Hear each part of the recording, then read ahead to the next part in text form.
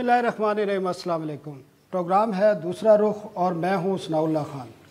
हमारे साथ Nernst university के प्रिंसिपल और इकानमिस्ट डॉक्टर इशफाक हसन खान, खलीक कियानी साहब डान से और एक्सप्रेस ट्रिब्यून से शहबाज राना भी मौजूद है। लेकिन क्योंकि आज हमारा टॉपिक महंगाई है, तहरीक इंसाफ के चेयरमैन इमरान खान ने महंगाई पर कॉल दी हुई, आज रात एहतजाज की और इससे मुल्क भर में आज उनका एहतजाज का प्लान है, जिससे इमरान खान ने खिताब भी करना है और वो कहते हैं हम अपना नया प्लान भी देंगे।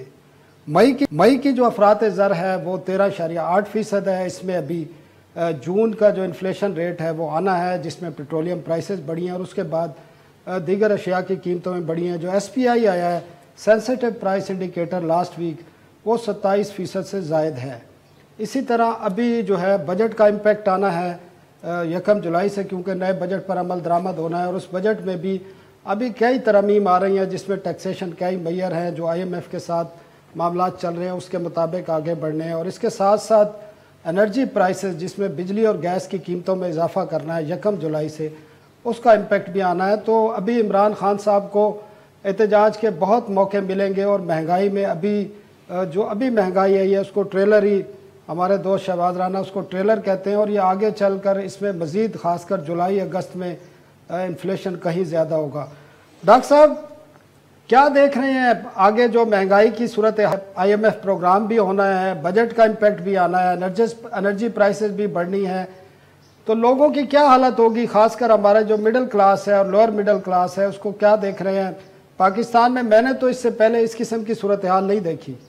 महंगाई तो है वो एक इंटरनेशनल फिनोमेना है, इस वक्त सारी दुनिया में है और उसकी वजह पैंडेमिक के बाद सप्लाई चेन का डिसरप्ट हो जाना और लेटेस्ट जो है इसमें एडिशन जो हुआ है वो यूक्रेन रशिया के क्राइसिस की वजह से एनर्जी के प्राइसेस में भी थोड़ा प्रेशर आया है। लेकिन पाकिस्तान में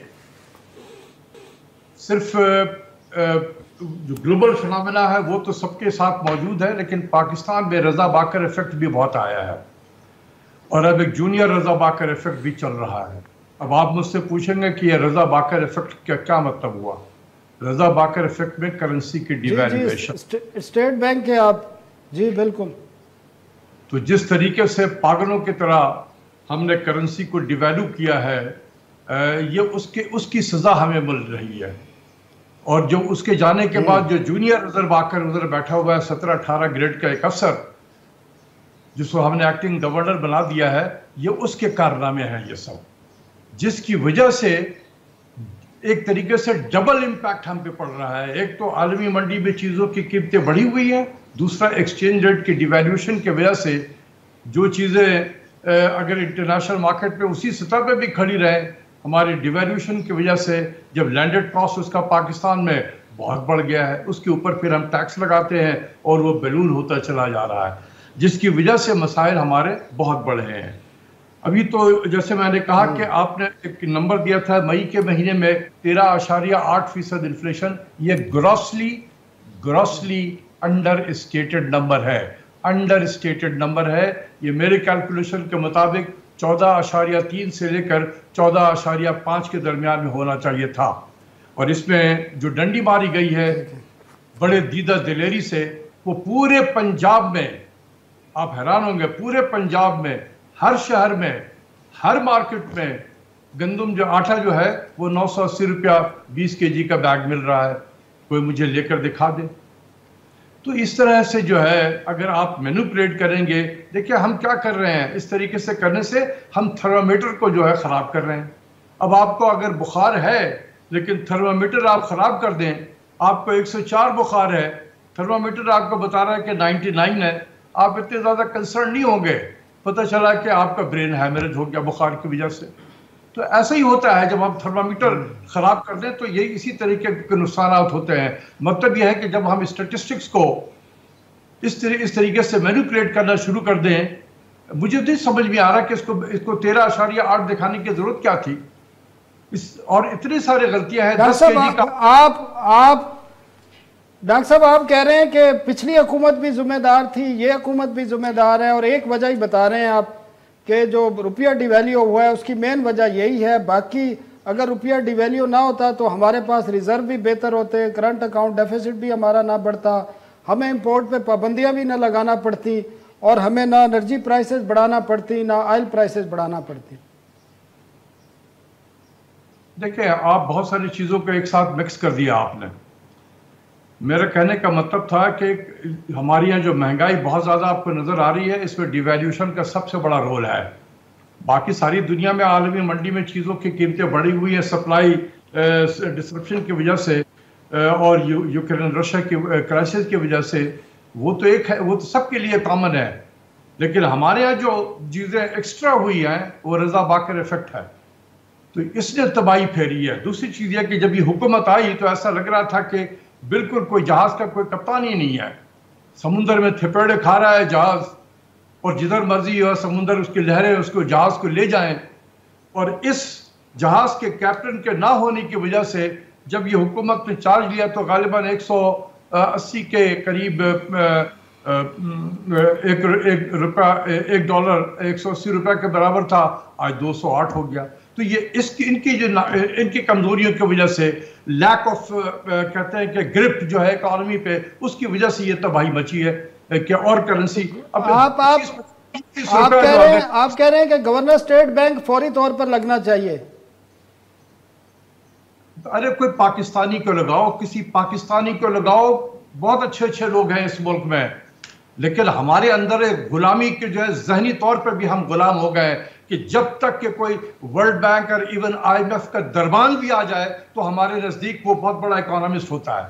हम नहीं देखते कि वो काम क्या कर रहा होता था। वो बच्चों को लाके हमने इंपॉर्टेंट जगह पे बैठाया है। पाकिस्तान में भरे पड़े हैं अच्छे अच्छे लोग, इसकी तरफ देखो।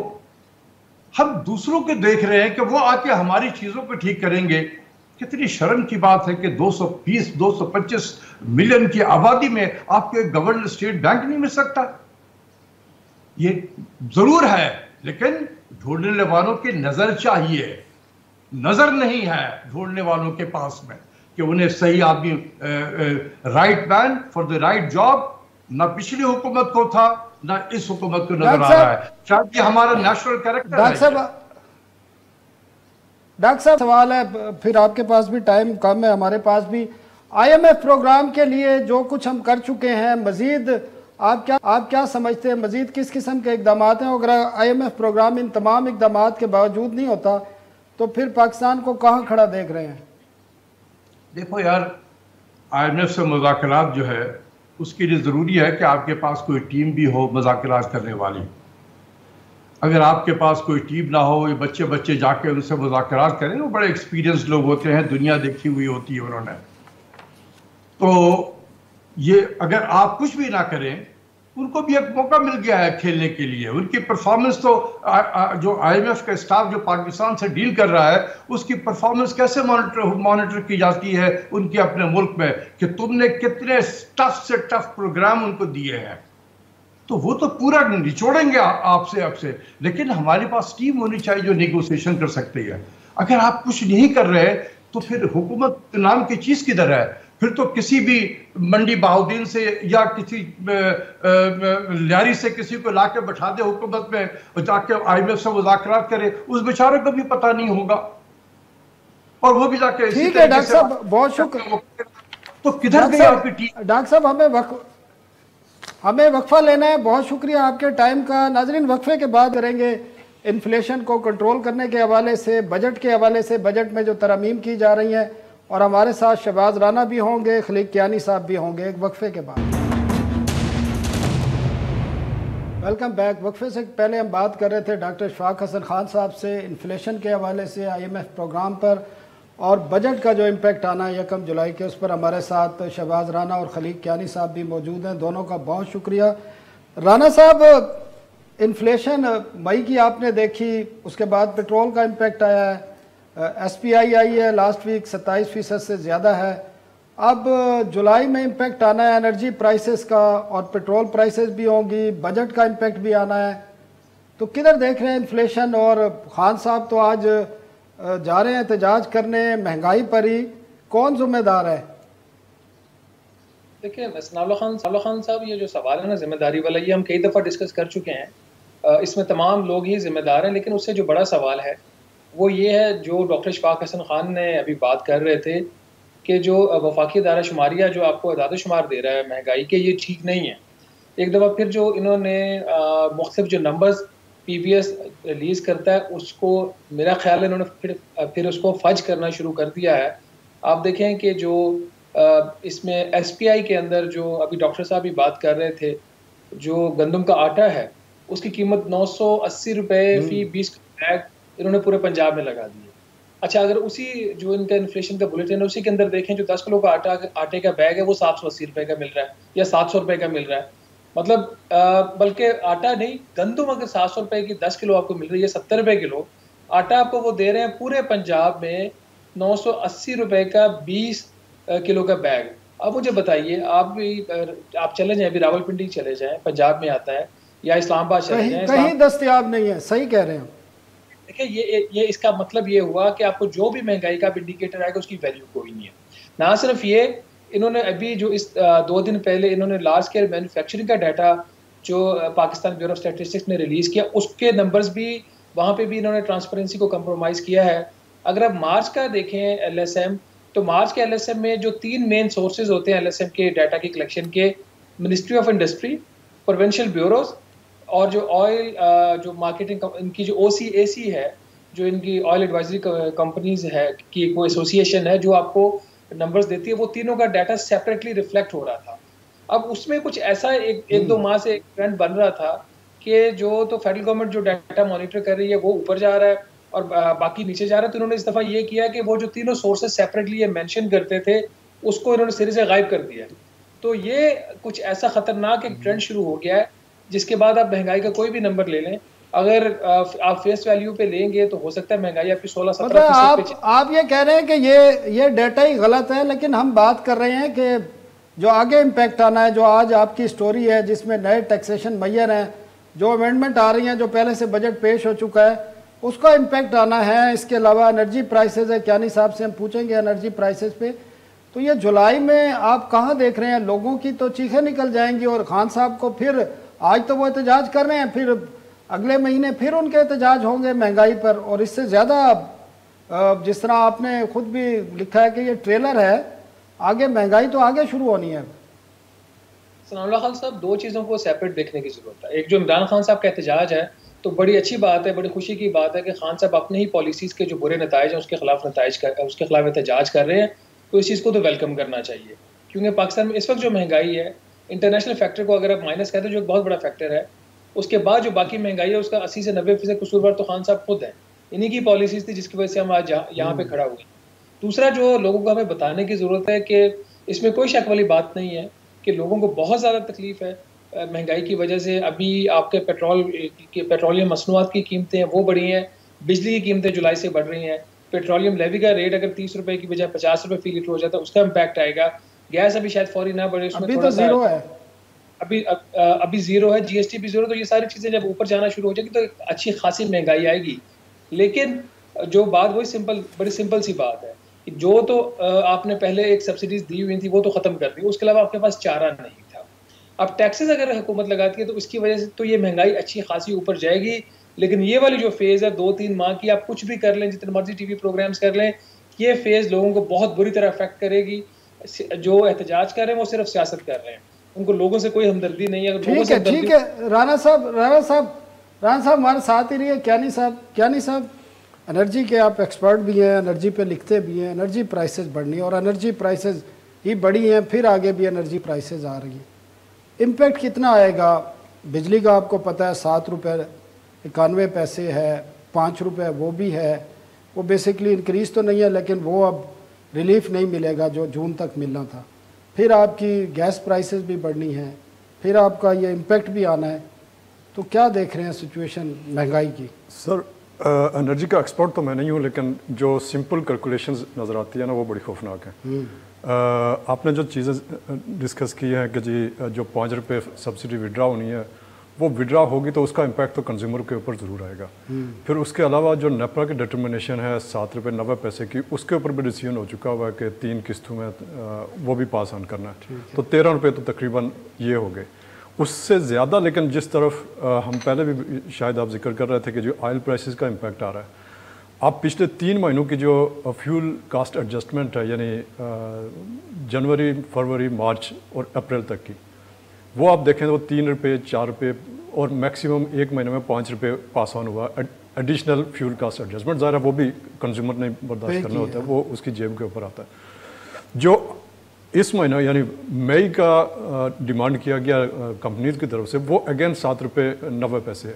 यानी एक तो 8 रुपये आप रफली हम जहन में रख लेते हैं कि 8 रुपये तो वो है जो बेस टैरिफ में इंक्रीज है। जी जी, वो तो उसके बाद ये 8 रुपये जो है वो आपके फ्यूल एडजस्टमेंट में है, तो जेब तो वही है, आप उसको जो मर्जी नाम देते रहें।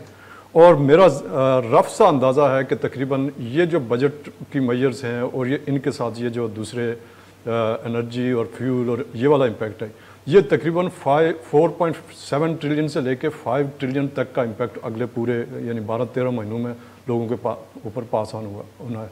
तो इसका इम्पैक्ट जो है, यानी आप अगर इन्फ्लेशन में देखें तो मुझे तो खौफनाक इम्पैक्ट नजर आता है। टोटल रेवेन्यू जो बचता है फेडरल गवर्नमेंट के पास, उसके बराबर है ये इम्पैक्ट, ऑलमोस्ट उसके बराबर है। यानी 6 ट्रिलियन का वो है आपका इस साल का जो टोटल रेवेन्यू है FBR का, और 4.7 या 5 ट्रिलियन का इम्पैक्ट ये है। तो आप अंदाजा कर लें कि एक तो टैक्सेशन वो है, दूसरी तरफ ये टैक्सेशन है। क्यानी साहब, एक ब्रेक का हमें कहा जा रहा है, एक छोटी सी ब्रेक। क्यानी साहब के पास दोबारा आएंगे राना साहब के पास जाने से पहले, और इनसे ये पूछेंगे कि पेट्रोल पर अभी PDL और GST सिफर है, लेकिन जो बजट में इन्होंने रख दिया है उसकी आमदन वो कहीं ज़्यादा है, और वो किस तरह पूरी होगी, और अगर वो पूरी करनी है तो क्या 1 जुलाई से पेट्रोलियम प्रोडक्ट पर PDL और GST नाफिज किया जाएगा। लेकिन एक ब्रेक के बाद।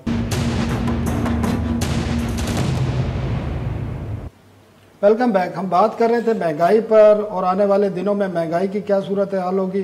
क्यानी साहब, PDL के लिए 750 अरब रुपए जो आइंदा साल है उसके लिए आमदन रखी गई है। PDL इस वक्त सिफर है। नए माली साल से आप पहले ही 1 जुलाई से PDL नाफिज करेंगे तो ये कहीं होपफुल होगा कि थोड़ा बहुत इसके करीब पहुंच सकते हैं। तो क्या, और IMF की भी यकीनन इसमें लाजमी कोई शर्त होगी जिसकी बुनियाद पर या उनके कमिटमेंट होगी कि आप PDL लगाएंगे? ज़रा उसी कमिटमेंट की बेसिस पे तो ये 750 बिलियन की जो प्रोजेक्शन है बजट में, वो उन्हीं के कहने के ऊपर की हुई है, उसी के बेसिस के ऊपर तो आपका पूरा बजट बना हुआ है। तो अगर वो नहीं करेंगे तो इसका मतलब ये है कि आपके बजट में ऑलमोस्ट 1% ऑफ GDP का शॉर्टफॉल पहले दिन से आ गया। तो वो तो करेंगे, और वो पहले दिन से करेंगे या नहीं करेंगे ये बाद में देखने की बात है, ग्रेजुअली वो करना ही पड़ेगा। लेकिन इस वक्त जो अच्छी खबर ये है कि आलमी मार्केट में पिछले 2 दिन से हम देख रहे हैं कि जो प्राइस है ब्रेंट की, वो कुछ $7-8 कम हुई है। तो मेरा ख्याल है इतना एक क्वेश्चन तो गवर्नमेंट के पास आ रहा है कि आधा तो खैर उसमें वो वाइप आउट हो जाएगा करेंसी डिवैल्यूएशन की वजह से, लेकिन कुछ इम्पैक्ट उनके पास होगा कि जो वो प्राइसेस को अनचेंज रख के भी कुछ पेट्रोलियम लेवी उसके ऊपर चार्ज कर सकते हैं। और GST में सच्ची बात यह है कि वफाकी हुकूमत की कोई इतनी ज़्यादा इंटरेस्ट नहीं है, क्योंकि गालियाँ वो पड़ती हैं फेडरल गवर्नमेंट को, और उसका जो 57% शेयर है वो तकरीबन सबर सूबों को जाता है, तो उसके हिसाब से फिर देखना पड़ता है। राना साहब, अब सूरत हाल है सारी आपके सामने, आज आपकी स्टोरी भी मैं डिस्कस करूंगा ज़रूर जो आपने नए इक़दाम किए हैं, लेकिन अब IMF प्रोग्राम की बहाली में रुकावट रह क्या गई है? अब तो आपने अमेरिका से भी रिक्वेस्ट कर दी है, और IMF के कहने से जो चीज़ें करनी थी वो भी कर दी हैं, और बजट में भी जिस तरह आज आपकी स्टोरी है, IMF के साथ ही IMF को राम करने के लिए काफ़ी इक़दाम, काफ़ी तरमीम की जा रही हैं। नावला साहब, इसमें IMF और पाकिस्तान का अभी काफ़ी ज़्यादा गैप्स हैं इनके असेसमेंट के अंदर। जो सबसे बड़ा इशू अभी भी है एग्जिस्ट करता है कि जो पाकिस्तान ने 9,550 अरब रुपए का हुकूमत ने 9,500 अरब रुपए का जो बजट हुकूमत ने पेश किया है, वो IMF के ख्याल में वो पूरी रिफ्लेक्शन नहीं दे रहा। जो नंबर्स हैं वो उनके ख्याल में रियलिस्टिक नहीं है। उनके ख्याल में अखराजात जो हैं वो ज़्यादा हो सकते हैं, और रेवेन्यूज़ का तो इतना इशू बड़ा नहीं है, स्वाई पेट्रोलियम डेवलपमेंट लेवी के जो एक बहुत बड़ा आउटस्टैंडिंग इशू है कि इसको किस हद तक क्या 750 अरब रुपया इकट्ठा किया भी जा सकता है। असल मसला ये है कि हुकूमत ने जो प्राइमरी बजट सरप्लस दिखा दिया है 152 अरब रुपए का, वो होता हुआ नजर नहीं आ रहा। जो सूबों ने बजट पेश किया उसमें तो ये बिल्कुल भी ये पॉसिबिलिटी नहीं है कि आपको 800 अरब रुपए का सरप्लस मिल जाएगा, वो मैच नहीं कर रहा। और फिर बाकी जो उनका इनकम टैक्स के जो रेट्स हैं सैलरीड क्लास के, उसके ऊपर भी इनका दबाव है। ऑल्दो इन्होंने 2 दिन पहले रिवाइज टेबल्स IMF के साथ शेयर कर दिए हैं, जिसमें जो रिलीफ 47 अरब रुपए की दी गई थी वो वापस इन्होंने लेने का कह दिया है, और उसके ऊपर कोई इंक्रीज भी दिखा रहे हैं 18 से 20 अरब रुपए का मिनिमम, बल्कि इससे ज्यादा ही होगा।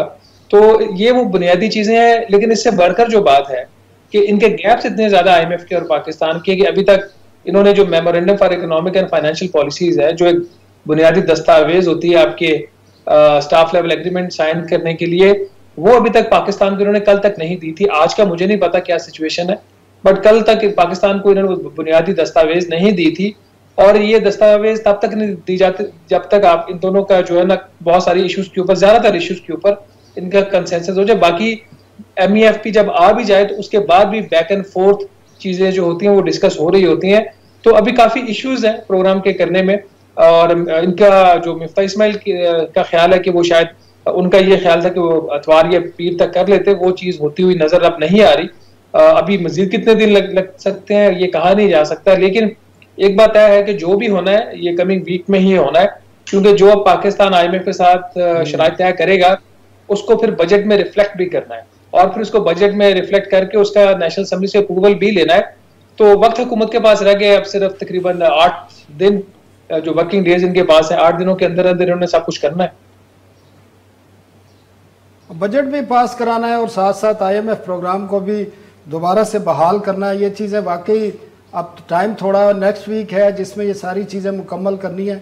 क्या नहीं सब IMF प्रोग्राम अगर नहीं होता, जिस तरह मैंने डॉक्टर इशफाक साहब से भी पूछा था, उम्मीद तो है हो जाएगा, अगर नहीं होता तो फिर हमारे जो करेंसी है, हमारा रुपया है, उसकी क्या पोजीशन होगी। इस वक्त भी बड़ी तेज़ी से गिर रहा है, और डॉक्टर साहब तो कहते थे कि गवर्नर स्टेट बैंक नहीं है, इस वजह से गिर रहा है। तो वजह क्या है? वैसे सबसे जो खौफनाक सवाल जिसका मैं जवाब देने से हमेशा अवॉइड करता हूँ, खासकर इस किस्म के हालात में, वो ये सवाल है कि जी इसके बाद क्या होगा। मेरा ख्याल है कि IMF का प्रोग्राम अगर नहीं होगा तो हमारे पास और कोई ऑप्शन नहीं है सिवाय इसके कि हम डिफ़ॉल्ट की तरफ जाएं। और इसलिए मेरा ज़ाती ख्याल ये है कि ये एट एनी कास्ट वो जो भी कहेंगे वो इन अगले 4-5 दिनों के अंदर अंदर उनकी बात मानेंगे। उसके IMF के प्रोग्राम के बगैर मुझे अपना सर्वाइवल नज़र नहीं आता।